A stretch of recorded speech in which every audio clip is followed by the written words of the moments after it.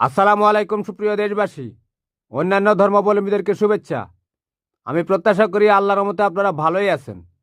আপনারা ভালো থাকুন, আমার শুভকামনা রইল।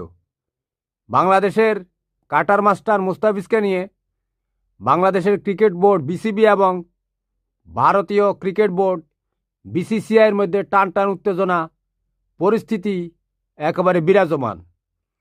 বাংলাদেশ ক্রিকেট বোর্ড বিসিবি ভারতীয় ক্রিকেট বোর্ড বিসিসিআইকে চিঠি দিয়ে জানিয়ে দিয়েছে বাংলাদেশের টি-20 বিশ্বকাপের ম্যাচ যাতে শ্রীলঙ্কাতে সরিয়ে নেওয়া হয়।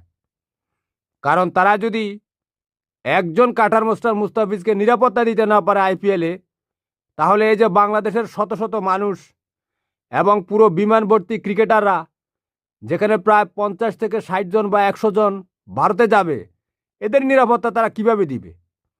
আপনারা জানেন ভারতের প্রায় 140 কোটি মানুষ, লক্ষ লক্ষ পুলিশ, সেনাবাহিনী, বিডিআর সব আইপিএলে সারা বিশ্বের সমস্ত প্লেয়াররা সেখানে খেলতে যাবে। তারা নাকি শুধু বাংলাদেশের কাটার মাস্টার মুস্তাফিজকে নিরাপত্তা দিতে পারবে না? কি হাস্যকর!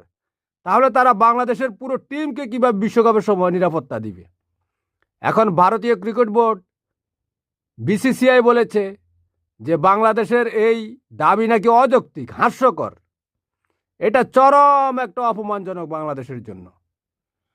কারণ ভারতীয় ক্রিকেট বোর্ড বলছে যে ক্রিকেটারদের হোটেল ভাড়া হয়ে গেছে, তারপর যারা খেলা দেখতে আসবে তাদের টিকিট সংগ্রহ হয়ে গেছে। এখন 1 মাসের মধ্যে এটা সম্ভব না। আরেকটা সম্ভব রয়েছে, বাংলাদেশের ক্রিকেটাররা যদি বিসিবির কাছে তাদের নিরাপত্তা নিয়ে যদি চিঠি লেখে, সে চিঠি যদি আইসিসির কাছে উপস্থাপন করা হয়, তাহলে আইসিসি কিন্তু ওই ভেন্যু ভারত থেকে সরিয়ে নেবে। সেই পথে আগাতে হবে। কারণ ভারতীয়রা ক্রিকেটের মধ্যে রাজনীতি নিয়ে এসেছে, এটা চলতে পারে না। সব কিছুতে কেন রাজনীতি চলবে?